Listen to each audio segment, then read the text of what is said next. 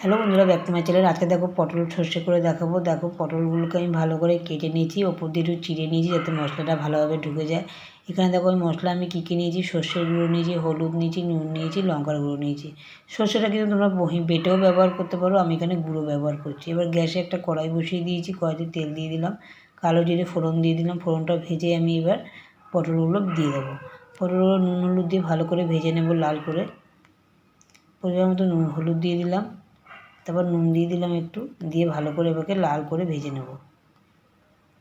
দেখো পটলগুলো ভালোভাবে ভাজা হয়ে গেছে। এবার আমি যেখানে মশলাটা ভিজিয়ে রেখেছিলাম মশলাটা আমি দিয়ে দেবো, দিয়ে এবার ভালো করে কষিয়ে নেব।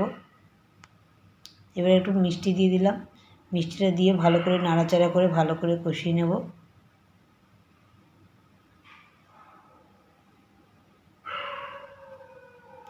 এটা একটু কষিয়ে নিলেই কিন্তু আমার পটল ভাপাটা রেডি হয়ে যাবে। এই পটল ভাপাটা কিন্তু খুব অল্প সময়ে তৈরি করা যায় এবং অল্প জিনিস দিয়েও তৈরি করা যায়। খুব তাড়াতাড়ি কিন্তু পটল ভাপাটা রান্না করা যায়। তোমরাও কিন্তু বাড়িতে একবার হলেও এই সর্ষে পটল ভাপাটা তৈরি করবে।